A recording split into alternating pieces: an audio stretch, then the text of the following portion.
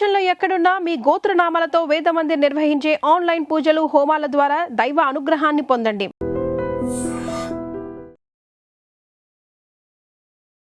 నమస్కారం, welcome to I dream. ధర్మ మార్గం విత్ విజిత కార్యక్రమానికి స్వాగతం.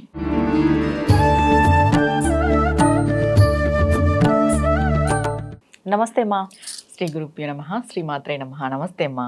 అయితే ఎక్కువగా భగవంతుని నమ్ముకున్న వాళ్ళకి అంటే ప్రతి క్షణము ప్రతి నిమిషము కూడా భగవత్ నామాన్ని తలుచుకోవడం కానీ, ఎక్కువగా దైవ ఆరాధనలో పూజలు ఇలాంటివి చేస్తూ కానీ ఎక్కువగా అదే దైవ చింతనతో ఉంటూ ఉంటారు.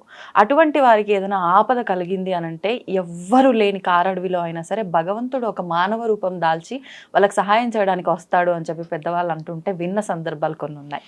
నిజంగా ఇది నమ్మొచ్చు అంటారా? ఏదో అంటే మనం ఎక్కువగా దైవ చింతనతో ఉండాలని ఒక ఉదాహరణగా చెప్తే వినటానికి బాగుంది కాబట్టి మనం ఆచరిస్తామని చెప్పిన విధానం అంటారా? మీరు అన్నట్టుగా ఏ పురాణ కథలు చూసుకున్నా కూడా భగవంతుడి యొక్క సాక్షాత్కారం అందరికీ కలిగింది. అంటే భగవంతుని యొక్క భక్తులకి అందరికీ స్వామి ఉన్నారు, అమ్మ ఉన్నారు అని నిరూపించుకున్నదనే విషయం అందరికీ తెలిసిన విషయమే. మీరు అన్నట్టుగా భగవంతుడు వస్తాడా ఆపదలో ఉన్నప్పుడు అని అంటే ఖచ్చితంగా వస్తాడు. మన నమ్మకమే కదా. అంటే ఇప్పుడు ఈ కాలంలో అయితే పూర్తిగా కిరీటం పెట్టుకొని శంకు చక్ర గదా హస్తాలతో, లేకపోతే అమ్మవారు రెడ్ చీర కట్టుకొని ఎర్రగా బొట్టు పెట్టుకొని అయితే రాదు, మానవ రూపంలో వస్తారు. మనం ఏం చెప్తాము, మాధవ సేవే మానవ సేవ అనే సామెత మనకుంది, నానుడి కూడా మనకుంది. అంటే నువ్వు ఎప్పుడైతే మానవునికి సేవ చేస్తావో మాధవుడు ఆటోమేటిక్గా నిన్ను కరుణిస్తాడు. ఇంకొకటి, మాధవుడు రావాలి అనుకుంటే మానవ రూపేనే వస్తాడు. సాక్షాత్తుగా నువ్వు వచ్చినా నువ్వు నమ్మవు. నన్ను చూసేకి శంకు చక్రాలు పట్టుకొని కిరీటాలు పెట్టుకొని నారాయణుడు వచ్చాడా లేదని నమ్మము అనిపిస్తుంది. ఎదురుగా వచ్చి ఉన్నా కూడా మనం నమ్మము. ఏం డ్రామా కంపెనీ వచ్చాడేమో నాటకాలు, అంతే అంతే. వాస్తవం చెప్పాలంటే నాటకాలు వేస్తూ ఏ డ్రామా కంపెనీ నుండి వచ్చి నా ముందు నిలబడ్డారని ఖచ్చితంగా ఈ జనరేషన్ లో అనుకుంటా. కలియుగం భగవంతుడు కలియుగం అది.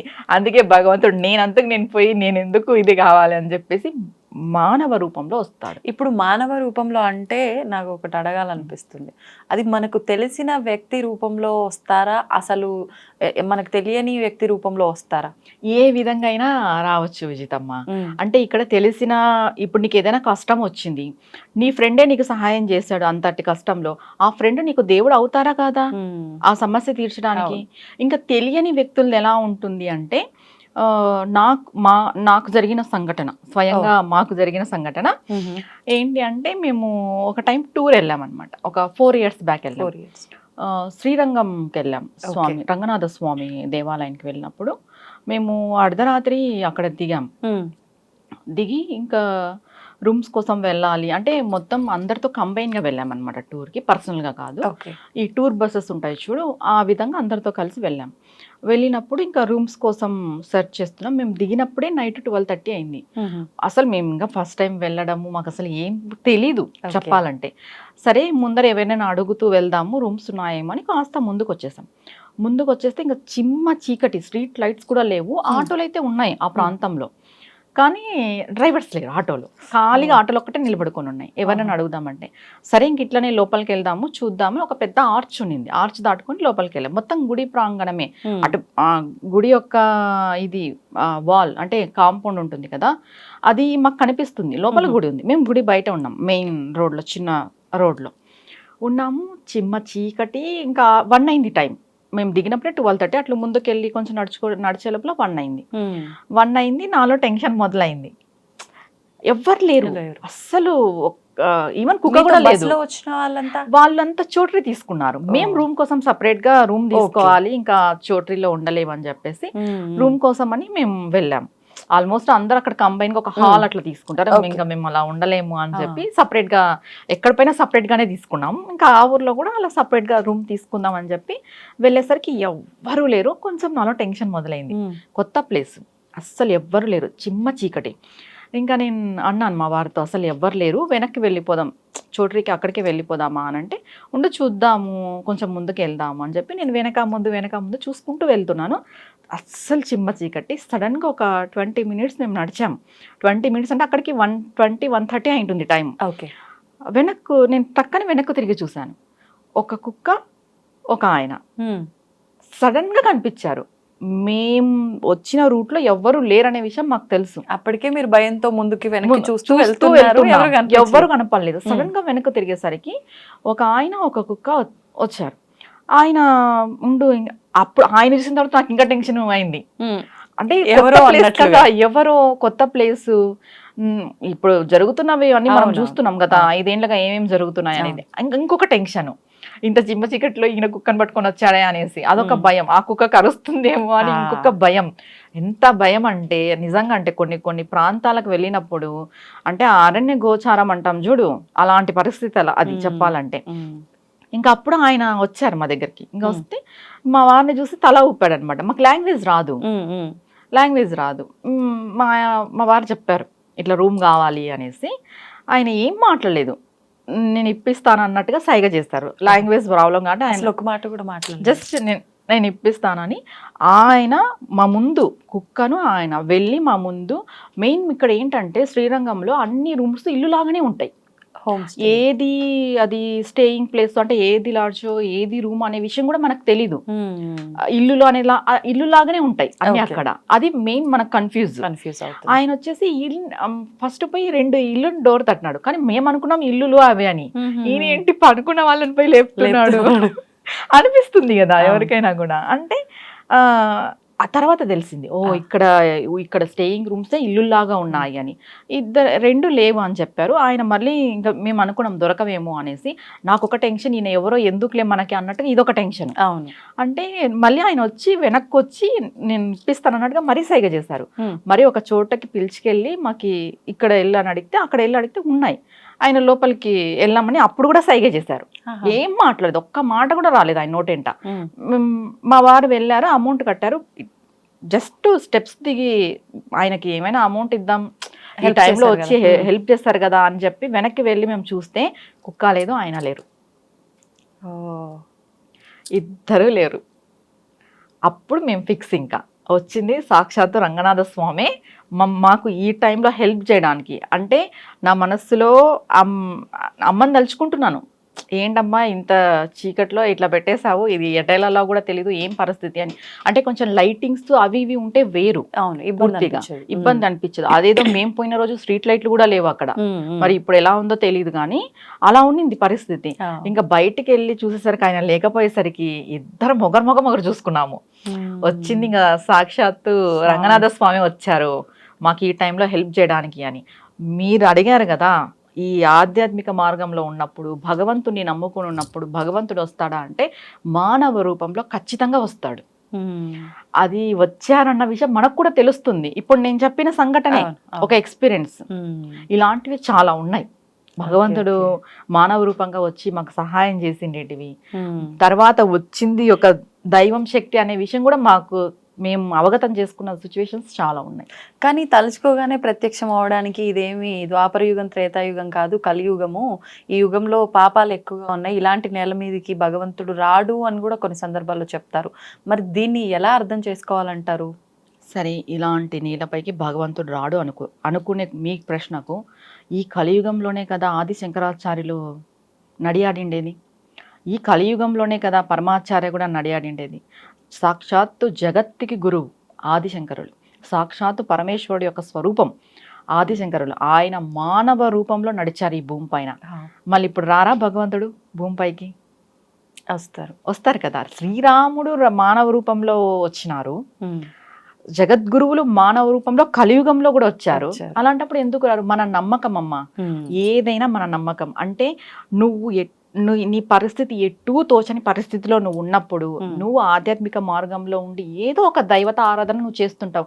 అమ్మవారు కావచ్చు, శివుడు కావచ్చు, విష్ణువు కావచ్చు, ఎవరైనా సరే చేస్తూ ఉన్నప్పుడు నీ నమ్మకం ఏంటి? నువ్వు ఆ రోజు ఆ ఆపదలో ఉన్నావు, నువ్వు టెన్షన్లో ఉన్నావు, నీకు ఏమీ తోచని స్థితిలో ఉన్నావు అంటే ఖచ్చితంగా నీకు భగవంతుడు స్వయంగా వస్తాడు మానవ రూపంలో. వచ్చి నీ యొక్క ఆపదని తీసేస్తాడు, నీ యొక్క టెన్షన్ని కూడా తీసేస్తాడు. ఇది నాకు జరిగిన సంఘటన స్వయంగా. ఇలాంటి నాకే కాదు, ఎవరికైనా జరుగుతుంది. భగవంతుని నమ్ముకుని ఆయన పాదాలను పట్టుకుని నమ్మకంగా జీవితం గడిపే వాళ్ళకి ఆయన ఉన్నాడు, ఆవిడ ఉంది, అమ్మ ఉంది, అయ్య ఉంది అని ఖచ్చితంగా వాళ్ళు ప్రతి క్షణం నిరూపణ చేసుకుంటూనే ఉంటారు. కొంతమంది ఉంటారు, అంటే నాకు భగవంతుడు ఉన్నాడని నమ్మకం ఉంది, కానీ అదే పనిగా నేను పూజలు పునస్కారాలు వ్రతాలు ఉపవాసాలు నేను ఏమి చేయను, ఇక్కడ భగవంతుడు ఉన్నాడని నమ్ముతున్నాను, ఆ నమ్మకం అలా గట్టిగా ఉంటది అని అంటూ ఉంటారు. అలాంటి వాళ్ళకు కూడా కనిపిస్తాడా? అంటే పూజలు ఇవి చేసి ఏదో అప్పుడు వరకు మాత్రమే బాగా దేవుడి మీద భక్తి కురిపించేసి తర్వాత నార్మల్గా ఉండే వాళ్ళకి కూడా కనిపిస్తాడా? మీరు అన్నట్టుగా పూజలు చెయ్యను కానీ నాకు భగవంతుడు ఉన్నాడని నమ్మకం ఉంది అన్నారు చూడు, వాళ్ళకి నిజంగా కనిపిస్తాడు భగవంతుడు. ఎలా చెప్తారమ్మా అయితే పూజలు చేసే వాళ్ళంతా ఇదా అనంటే, ఒకటమ్మా, నువ్వు గంట సేపు డైలీ పూజ చేస్తావు, పూజ అయిపోయిన వెంటనే పక్కింట్లో ఏం చేస్తున్నారు, పొరగింట్లో ఏం చేస్తున్నారు, ఆవిడేం చేస్తుంది, అతనేం చేస్తున్నాడు, నువ్వు ఆవిడ పైన ఒక 4 చివాట్లు, ఇతని పైన ఒక 4 చివాట్లు, పక్కన వాళ్ళని విమర్శ చేయడము, నువ్వు అలా ఉన్నావు, నువ్వు ఇలా ఉన్నావు, నువ్వు పూజ రూమ్లో నుండి బయటకు వస్తేనే గోలగోల చేసి ఇంటిల్లి పాదితో అందరితో గొడవ పడుతూ అరుస్తూ ఉంటే భగవంతుడు వస్తారా? నువ్వు అంత పూజ చేసి కూడా ప్రయోజనం లేదు కదా చెప్పాలంటే. ఇప్పుడు ఏ పూజ చెయ్యము, నాకు భగవంతుడు ఉన్నాడని నమ్మకం ఉంది, నా పని నేను చేసుకుంటూ వెళ్తాను. అలా అని భగవంతుడు ఉన్నాడు, నా ప్రయత్నం నేను చెయ్యను, నాకు భగవంతుడు ఉన్నాడని నమ్మకం ఉంది, ఆయనే నాకు అన్ని కాళ్ళ దగ్గర తెచ్చిపెట్టాలంటే కుదరదు. మానవ ప్రయత్నం అనేది ఉండాలి, భగవంతుని పైన నమ్మకము ఉండాలి.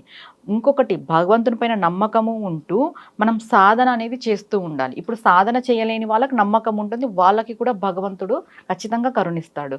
ఇప్పుడు మేము గంటలు పూజలు చేస్తాము, మా మనస్తత్వం బాగలేదంటే కుదరదు. కంపల్సరీ ఈ పూజలు చేసేవాళ్ళు, సాధన చేసేవాళ్ళు వాళ్ళ మనస్సుని శుద్ధిగా పెట్టుకోవాలి. ఇక్కడ బాగా నేను ఒక విషయం చెప్తాను, ఒక జనరల్గా ఒక ఎగ్జాంపుల్. చాలా వరకు మంత్రాలు తీసుకొని మంత్రాలు చేస్తుంటారు, అందరికీ సిద్ధించవు. ఎందుకు సిద్ధించవు చెప్పు? శ్రద్ధగా చేయట్లేదేమో, వాళ్ళ మనసు మంచిగా ఉండదు. ఇప్పుడు ఎప్పుడైతే మన మనస్సు శుద్ధిగా అంటే క్లియర్గా ఉన్నప్పుడు వాళ్ళకి త్వరగా సిద్ధిస్తుంది మంత్రం. ఎందుకు? భగవంతుడు అనేది శుద్ధ చైతన్యం. ఈ శుద్ధ చైతన్యం యొక్క మంత్రాన్ని కానీ మనం తీసుకున్నప్పుడు నీ మనస్సు శుద్ధంగా ఉండాలి. ఎప్పుడైతే శుద్ధంగా ఉంటుందో, అంటే క్లీన్గా ఉంటుందో, ఆటోమేటిక్గా ఆ మంత్రం నీకు సిద్ధిస్తుందో, ఆ మంత్రం యొక్క శక్తి నువ్వు తెలుసుకుంటావు. ఇక్కడ దీన్ని బట్టి ఏం అర్థమవుతుంది? నువ్వు గంటలు పూజ చేసి గంటలు సాధన చేసినా నీ మనస్సు బాగలేనప్పుడు నీకు భగవంతుడి యొక్క సాక్షాత్కారం కలుగుతుందని నమ్మకం లేదు. ఏదైనా పూర్వజన్మ సుకృతం ఉంటే తప్ప. నువ్వు ఏ పూజ చెయ్యవు, కానీ నీకు నమ్మకం ఉంది భగవంతుడు ఉన్నాడు అని.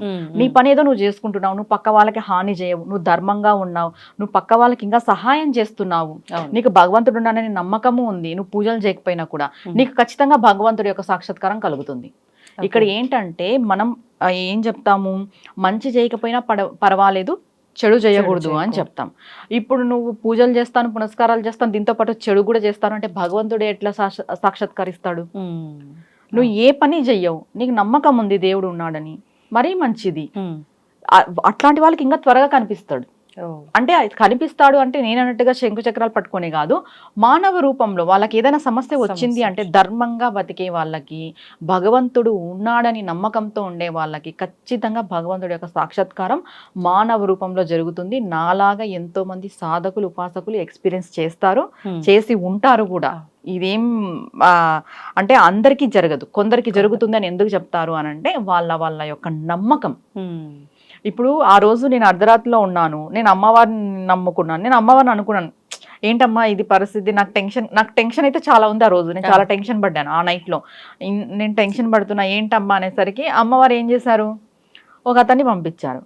అక్కడ నేనున్న ప్రాంతం ఏది, రంగనాథ స్వామి దేవాలయం. నేనేమనుకున్నాను, అమ్మవారు రంగనాథ స్వామినే పంపించింది స్వయంగా మానవ రూపంలో అనుకుంటున్నాను. అంతే కదా. ఆ టైంలో మాకు వచ్చి ఆయన ఎవరో కూడా తెలీదు, మాకు వచ్చి ఇల్లు తట్టినాడు ఆయన, మాకు రూమ్ ఇప్పించాలని. 2-3 ఇల్లులు తట్టిన తర్వాత లాస్ట్ మాకు కన్ఫర్మ్ అయింది. ఆయనకేం అవసరం, అడిగితేనే సహాయం చేసే మనుషులు. అది మనుషులు సహాయం చేయరు, భగవంతుడు ఖచ్చితంగా సహాయం చేస్తాడు. ఇంకొకటి ఏం చెప్తారు అని అంటే, ఈ విషయంలో మనుషులన్నా విమర్శన చేస్తారు. అంటే నిన్నొక పేరుతో పెట్టి పిలవడం కంటే నీ తప్పుల్ని ఎక్కువ ఎంచుతా ఉంటారు. ప్రతి ఒక్క మానవుడు తప్పుల్ని ఎంచుతాడు, పక్కవారు మనుషుల్ని. భగవంతుడు అలా కాదు, నిన్ను పేరుతో పెట్టి పిలుస్తాడు. నువ్వు ఎన్ని తప్పులు చేసినా తన తప్పుల్ని చూడు, నీలో ఒక జీవుని చూస్తాడు, నిన్ను చూస్తాడు. కానీ మనం ఏదైనా ఇండ్లలో పొరపాటు చేసామనుకో, ఇండ్లలో వాళ్ళని క్రిటిసైజ్ చేయడము, అనడము, ప్రతి ఒక్కరు నెగిటివ్ పాయింట్సే చూస్తారు మానవులు. భగవంతుడు నెగిటివ్ చూడు. ఎప్పుడు నువ్వు పాజిటివ్గా మారుతావా, ఆ క్షణం నీకు ఎప్పుడు వస్తుందా, ఆ క్షణం నీకు ఎప్పుడు ప్రసాదించాలా, నీ కర్మ తెగిపోతేనే నువ్వు పాజిటివ్గా మారే క్షణం ఎప్పుడు వస్తుందా అని భగవంతుడు వెయిట్ చేస్తూ ఉంటాడు నిన్ను మార్చడానికి. మానవుడు వెయిట్ చేయడు, కానీ మానవ రూపంలో భగవంతుడు వస్తాడు. మళ్ళీ ఆ రూపాన్ని మనం ఎప్పుడు చూడం కూడా, అలా వచ్చిన రూపాన్ని. ఇదే అనుకుంటున్నా అడగాలని చెప్పి. చూడం. ఓకే. నేనైతే ఇంతవరకు చూడలేదు నాకు జరిగిన ఇన్సిడెంట్స్ లో. నాకు అసలు ఆ రూపంతో ఎక్కడో ఒక్కడ ఎవరో ఒకరు ఉంటారంటారా? ఏమో ఉండొచ్చు, మళ్ళీ నాకంటే అయితే పడలేదు. మేము 4 years అయిపోయింది అక్కడికి వెళ్ళేసి వచ్చేసి. ఇప్పుడు వరకు అలాంటి రూపాన్ని మేము చూడలేదు, ఇప్పటి వరకు కూడా. ఓకే, ఇవన్నీ మిరాకిల్సే. చాలా అసలు. సంతోషమ్మా, ధన్యవాదాలు. నమస్తే అమ్మా. And for more videos, Please subscribe to iDream channel. Subscribe to iDream Media. Please subscribe to iDream. Please subscribe to iDream. Please subscribe iDream. And please subscribe to iDream. For more videos, subscribe to iDream. please like, share and subscribe to the channel. Congratulations, iDream. Subscribe to iDream. Subscribe to iDream. So subscribe to iDream Media.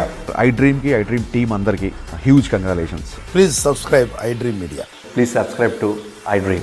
Subscribe iDream. Please subscribe to iDream. iDream అంటే నా కళల channel subscribe చేసుకున్న నోరు తిరుగుతలేదు, మీరైతే గంట గుర్తు కొట్టండి. For more such videos, please subscribe to iDream. Subscribe to iDream. Please subscribe to iDream. Please subscribe iDream Media. Please do subscribe to iDream. Please subscribe to iDream Media. For best entertainment and information, please subscribe iDream. And don't forget to subscribe to iDream.